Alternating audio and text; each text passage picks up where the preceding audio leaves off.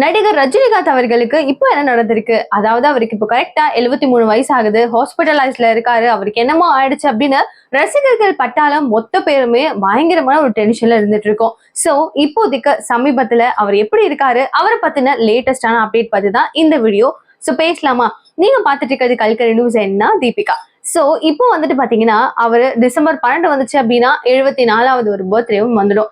இந்த மாதிரி இவ்வளோ வயசு ஆனாலும் அவருடைய ஸ்டைல்லாம் குறையல, அவருடைய அட்மாஸ்பியர், அந்த மனுஷனுடைய கெத்துலாம் குறையலன்ற ஒரு டாக் எல்லாருக்கும் தெரியும். ஸோ அது உண்மைன்றதும் நம்மளுக்கு புரியும். ஆனா நம்மளுக்காகவே அவர் இப்போ வரைக்கும் ஸ்டில் நிறைய படங்கள் நடிச்சுக்கிட்டு தான் இருக்காரு. அண்ட் இப்போ வந்துட்டு வேட்டையன் அப்படின்ற இந்த ஒரு மூவி ரிலீஸ் ஸ்டேஜ்ல இருக்கிற இந்த நிலைமையில நெக்ஸ்ட் கூலி அப்படின்ற இந்த ஒரு படத்தினுடைய ஷூட்டிங்காக போயிருக்காரு. ஸோ ஷூட்டிங் தொடர்ந்து பயங்கர சீரியஸா நடக்கிற இந்த சமயத்துல அவருடைய உடல்நிலை பத்தி அவருக்கே தெரிய வருது.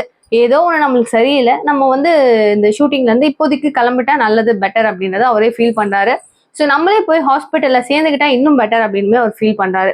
ஸோ கிளம்பி வந்துடுறாரு. எங்கேயோ வெளி இடத்துல வெளி மாநிலங்கள்ல ஷூட்டிங் நடந்துட்டு இருந்ததுல இருந்து அவர் எஸ்கேப் ஆகி இங்க சென்னை வந்துடுறாரு. வந்து கிரீன்ஸ் ரோட்ல இருக்கிற அப்போலோ ஹாஸ்பிட்டல்ல அட்மிட் ஆகிறாரு. இவருக்கு சமீபத்துல சிறுநீர் மாற்று அறுவை சிகிச்சை பண்ணியிருக்காங்க. அண்ட் இதனுடைய கொஞ்சம் கொஞ்சம் மாற்றங்கள், ஏதாவது உடம்புல ஒரு ப்ராப்ளம் வருது, இஷ்யூ வருதுன்னும் போது அதுக்கு பின்னாடியே பல பிரச்சனைகள் வரதான் செய்யும். இது வந்துட்டு ஒரு ஹியூமன் நேச்சர், நம்மளுடைய பாடியோட நேச்சர் அப்படின்னு கூட சொல்லலாம். ஸோ இந்த மாதிரி இருக்கும்போது அவருக்கு வந்து நம்ம ஒரு சின்ன வயசுல இருக்கிறவங்களுக்கே நிறைய விஷயங்கள் ஏத்துக்க முடியல அப்படின்னும் போது அவ்வளவு கொஞ்சம் பெரிய ஏஜ் இருக்கிற அந்த பர்சனுக்கு கன்ஃபார்மா உடம்புல இருக்கிற மாற்றங்கள் கொஞ்சம் டிசாஸ்டர்ஸ் ஏதாவது இருக்கும் அப்படின்ற பட்சத்துல ஹாஸ்பிட்டல்ல நிறைய ட்ரீட்மெண்ட்ஸ் எல்லாம் எடுக்க ஆரம்பிச்சிருக்காங்க.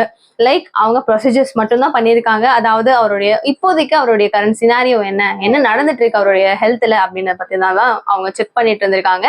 ஸோ கொஞ்சம் கொஞ்சம் ஏதாவது இன்ஃபெக்ஷன்ஸ் இருக்கா அப்படின்றதெல்லாம் பாக்குறாங்க.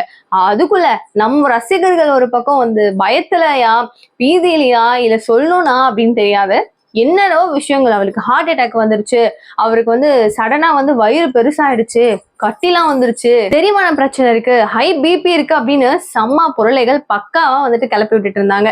இவங்களும் அவங்களும் ஒரு ஒரு பக்கம் ஒருத்தவங்க இன்னொன்னு பேச, டேய் என்னடா பேசுறீங்க அப்படின்னு உண்மையான ரசிகர்கள், தீவிர ரசிகர்கள், தலைவா நீ இல்லைன்னா நாங்களே கிடையாது அப்படின்னு சொல்ற அளவுக்கு ஒரு பயங்கர பாண்டிங்கோட இருக்கிற அந்த பர்சன்ஸ் எல்லாருக்கும் நெஞ்சு வழியே வந்துடுற மாதிரி தான் இருந்துச்சு. ஸோ இது வந்துட்டு எப்படி ஆயிடுச்சுன்னா ஒரு சோஷியல் இஷ்யூன்றதை தாண்டி இது ஏதாவது ஆயிடுச்சுன்னா அவ்வளவுதான்ப்பா அப்படின்ற மாதிரி ஒரு நிலைமையும் வந்து கவர்மெண்ட் சைட்ல இருந்து ஒரு அனௌன்ஸ்மெண்ட் கொடுக்குறாங்க. ஸோ இதை நம்ம நோட் பண்ண வேண்டிய விஷயம், அவர் ஒரு பிக் ஷார்க் அப்படின்றதுனால அவரை சுத்தி ஒரு பெரிய வட்டாரமே இருக்கு அப்படின்றதுனால அந்த இம்பாக்ட் டோட்டலா வந்து ஆக்சுவலி தமிழ்நாடு அப்படின்னு மட்டும் சொல்லாம தமிழ், தெலுங்கு, கன்னடம், பெங்காலி அப்படின்னு எக்கச்சக்க மொழிகள், மலையாளம்னு அவருடைய நிறையத்தை வந்துட்டு அவருடைய ஆக்டிங்கா நிறைய டிபியூட் லாங்குவேஜஸ்ல எல்லாம் கொடுத்திருக்காரு.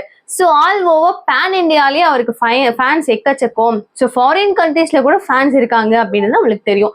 ஸோ இவ்வளோ பெரிய இம்பாக்ட் பண்ணும் அப்படின்ற பட்சத்துல கவர்மெண்ட் சைட்ல இருந்து என்ன அறிவிப்பு அப்படின்னு கேட்டீங்கன்னா, அமைச்சர் சுப்பிரமணியம் அவர்கள் என்ன சொல்லியிருக்கிறாருன்னா, இது சாதாரண ஒரு பரிசோதனை தான், அச்சப்படுறதுக்கு இங்க எதுவும் இல்லை, பயப்பட வேண்டாம் அப்படின்னு ஒரு கிளாரிட்டியை கொடுக்குறாரு. ஸோ இவர் வந்துட்டு ஒரு அனௌன்ஸ்மெண்ட் போடுறாரு, ஒரு கவர்மெண்ட் சைட்ல இருந்து வருது அப்படின்னும் போது இது வந்துட்டு ஆக்சுவலி இதனோட இம்பாக்ட் எப்படி இருக்கும் அப்படின்றது அவங்களுக்கும் தெரியும், ஸ்டில் நம்மளுக்குமே அதை புரிஞ்சுக்க முடியுது. கரெக்டா இதனுடைய ப்ராப்ளம்ஸ் எந்த அளவு இருக்கும் அப்படின்றது தெரிய வருது. அண்ட் அது மட்டும் இல்லாம நம்ம ஸ்டாலின் முதலமைச்சர் இருக்கிறாரு இல்லையா, அவர் என்ன சொல்லியிருக்காரு அப்படின்னா, நண்பர் ரஜினிகாந்த் அவர்கள் விரைவில் குணம் பெறணும் அப்படின்னு சொல்லிட்டு ஒரு ட்வீட்டையுமே போட்டிருக்காரு. ஸோ இந்த அளவுக்கு பிரார்த்தனைகள் தொடர்ந்து அவருக்காக, அதாவது ரஜினிகாந்துக்கு போய்கிட்டே இருக்கிற இந்த நிலைமையில ஹாஸ்பிட்டல்ல இருந்து என்னங்க சொல்லியிருக்காங்க அப்படின்றது தானே நம்ம எல்லாருமே கேட்டுட்டு இருக்கோம்.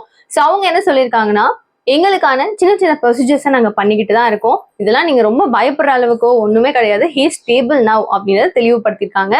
அது மட்டும் இல்லாம அவருக்கு கொஞ்சம் அளவுக்கு ரெஸ்ட் தேவை. ஸோ அப் டு 4 days வரைக்கும் அவர் வந்துட்டு ஒரு நல்ல ரெஸ்ட்ல இருந்தாரு அப்படின்னா it will be all right, அவருக்கு எந்த இஷ்யூவும் வராது அப்படின்றதுமே தெளிவுபடுத்தியிருக்காங்க.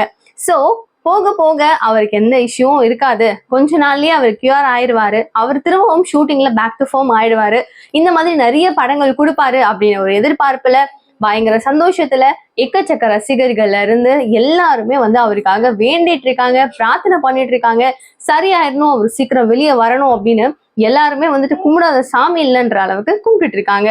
ஒரு சினிமா இண்டஸ்ட்ரிக்குள்ள 50 வருஷம் கொடி நாட்டி அவர் தான் ஸ்டார், சூப்பர் ஸ்டார் அப்படின்னு ஒரு பேர் வாங்குறது சின்ன விஷயமே கிடையாது. ஸோ இந்த அளவுக்கு அவருடைய ஜேர்னியை இங்க ஒரு ஆட்டோக்காரரா இருந்து, அவங்க அப்பா வந்துட்டு ஒரு நார்மலான ஒரு ஃபேமிலி பேக்ரவுண்ட்ல இருந்து இந்த அளவுக்கு ஒரு மகா வெற்றி, மாபெரும் வெற்றி அப்படின்னு சொல்றதெல்லாம் சாதாரண விஷயமே இல்லை. இவருக்கு விரைவிலேயே வந்துட்டு அதாவது 74th பர்த்டே அப்போ 50th அதாவது ஆனிவர்சரின்னு சொல்லிட்டு சினிமா இண்டஸ்ட்ரிக்குள்ள வந்து இந்த அளவுக்கு ஒரு வெற்றி பெற்றிருக்காரு அப்படின்றதுக்கான ஒரு பெரிய ஒரு விஷயமா ஒரு பிரம்மாண்டமான ஒரு ஃபங்க்ஷனை கொண்டாடணும் அப்படின்ற ஒரு ஆசையில ரசிகர்களின் கோரிக்கையின்படி இப்போ ஏதாச்சும் ஒரு நிறுவனம் லைக் ஏதாவது ஒரு பெரிய பெரிய பிராண்ட்ஸ் என்ன பண்ண போறாங்கன்னா இதை ஒரு பெரிய ஃபங்க்ஷனா கொண்டாட போறாங்களாம். லைக் நம்ம வந்து உலக நாயகன் கமல்ஹாசன் இருக்கிறாரு இல்லையா, சோ அவருடைய 50வது வருஷம் அப்படின்றதுக்காக செம்ம கிராண்டா ஒரு வேற லெவல்ல பண்ணியிருந்தாங்கல்ல. வராத ஒரு ஆக்டர்ஸே கிடையாது, எல்லாருமே வந்திருந்தாங்க. செம்ம மாசா இருந்தது பெர்ஃபார்மன்ஸ்ல இருந்து. அது கிட்டத்தட்ட செம்ம டெலிகாஸ்டா இருந்துச்சு. அதே லெவல் எக்ஸ்பெக்டேஷன் தலைவர்கிட்டயும் எல்லாருக்கும் இருக்கு. ஸோ அவருடைய உடல்நிலை நல்லா இருக்கணும், நிறைய படங்கள் நடிக்கணும், கூலி படமும் சீக்கிரமாவே வந்துட்டு ஒரு எண்டுக்கு வரணும், அதுவும் ரிலீஸ் பண்ணணும் அப்படின்னு எல்லாரும் ஆசையோட இருக்கும். அவருக்கு இத்தனை வயசு ஆனாலும் கொஞ்சம் கூட ஸ்டைலும் குறையல, எதுவுமே குறையல.